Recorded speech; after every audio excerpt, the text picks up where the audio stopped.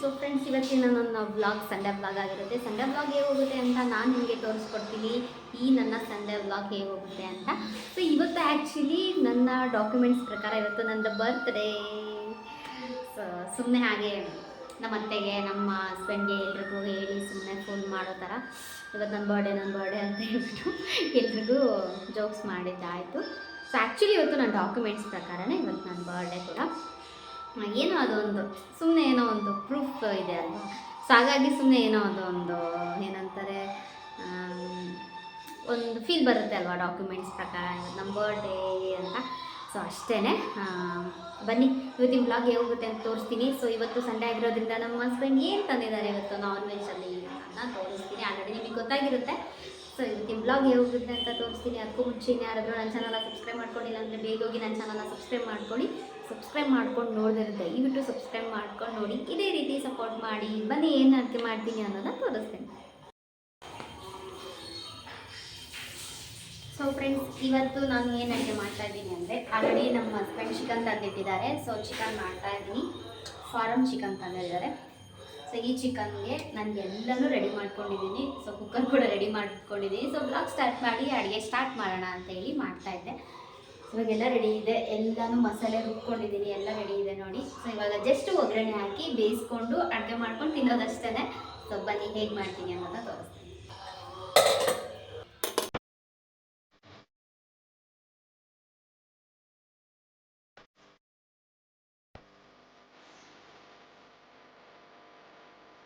Form ಕೋಳಿ ಅಂಶ ಜಾಸ್ತಿ ಇರುತ್ತೆ.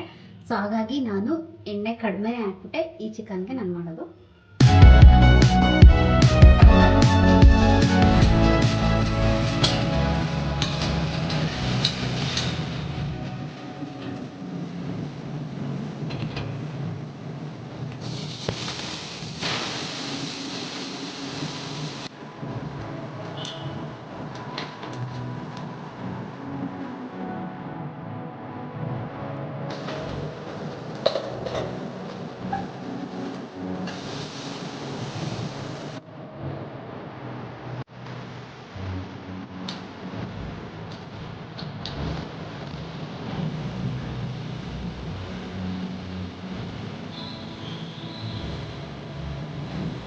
ಸಾಂಬಾರಿಗೆ ಇವಾಗ ಪೀಸ್ ಹಾಕ್ಕೊಂಡಿದ್ದೀನಿ. ಫ್ರೈಗೆ ಒಂದು ಸ್ವಲ್ಪ ಎತ್ತಿಟ್ಕೊಂಡಿದ್ದೀನಿ. ಫ್ರೈಗೆ ಏನಂದರೆ ಇದು ತುಂಬಾ ಗಟ್ಟಿ ಇರುತ್ತೆ. ಸೊ ಹಾಗಾಗಿ ಸಪ್ರೇಟಾಗಿ ಬೇಯಿಸ್ಕೊಳ್ಬೇಕು. ಫ್ರೈಗೆ ಒಂದು ಸ್ವಲ್ಪ ಎತ್ತಿಟ್ಟಿದ್ದೀನಿ. ಸಾಂಬಾರು ಕೂಡ ಮಾಡ್ತಿದ್ದೀನಿ. ಫಸ್ಟ್ ಇವಾಗ ಸಾಂಬಾರು ಮಾಡಿ ಎತ್ತಿಟ್ಟಿದ್ದೀನಿ. ಸೊ ಬನ್ನಿ. ಸೊ ಇವಾಗ ಈ ಕಡೆ ಫ್ರೈ ಮಾಡ್ಕೊಳ್ಳೋದಕ್ಕೆ ಒಗ್ಗರಣೆ ಹಾಕ್ಬಿಡ್ತೀನಿ.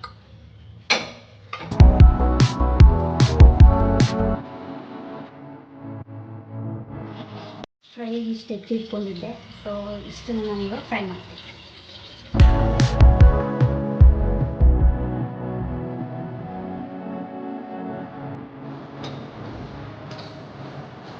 ಸ್ವಲ್ಪ ಶುಂಠಿ ಬೆಳ್ಳುಳ್ಳಿ ಪೇಸ್ಟು ಅರಿಶಿನ ಎಲ್ಲ ಹಾಕ್ಬಿಟ್ಟು ಚೆನ್ನಾಗಿ ಬೇಯಿಸ್ಕೊಂಡಿದ್ದೀನಿ ಸಾಂಬಾರಿಗೆ. ಈಗ ನಾನು ರುಬ್ಕೊಂಡಿರೋಂಥ ಖಾರನ ಇದಕ್ಕೆ ಆ್ಯಡ್ ಮಾಡ್ತೇನೆ.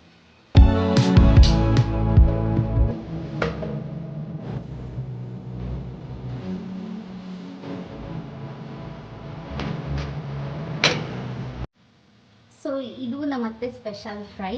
ಸೊ ಅವರು ಏನು ಮಾಡ್ತಾರೆ ಅಂದರೆ, ಈ ಥರ ಕಡಲೆಬೇಳೆ ಇರುತ್ತಲ್ಲ, ಕಡಲೆಬೇಳೆ ಹಾಕ್ಬಿಟ್ಟು ಮಾಡ್ತಾರೆ. ಸಕ್ಕತ್ತಾಗಿರುತ್ತೆ ಟೇಸ್ಟು. ಸೊ ಅದನ್ನು ನಾನಿವಾಗ ಮಾಡ್ತಿದ್ದೇನೆ. ಇಷ್ಟೇ ಹಾಕ್ಕೊಂಡಿರೋದು. ಸೊ ಇದನ್ನು ಈ ಒಗ್ಗರಣೆ ಹಿಂಗೆ ಹಾಕ್ಕೊಂಡಾಗಲೇ ಇದನ್ನು ಆ್ಯಡ್ ಮಾಡ್ಕೊಳ್ಬೇಕು.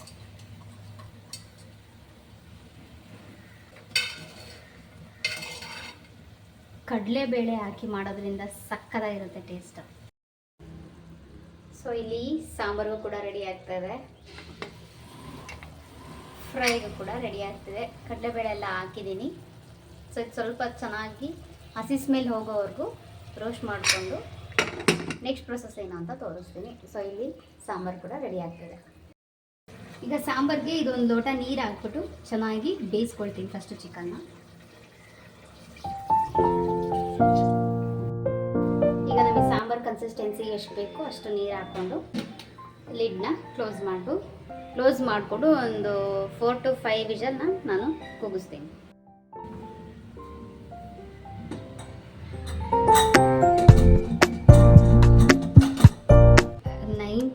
ಸಾಂಬಾರು ರೆಡಿ ಆಗುತ್ತೆ.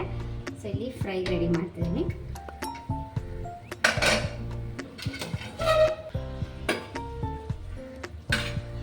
ಇದಕ್ಕೂ ಸೇಮೇನೆ ಏನು ಮಸಾಲೆ ರುಬ್ಕೊಂಡಿರ್ತೀವಿ ಅದನ್ನು ಆ್ಯಡ್ ಮಾಡ್ಕೊಳ್ಬೇಕು.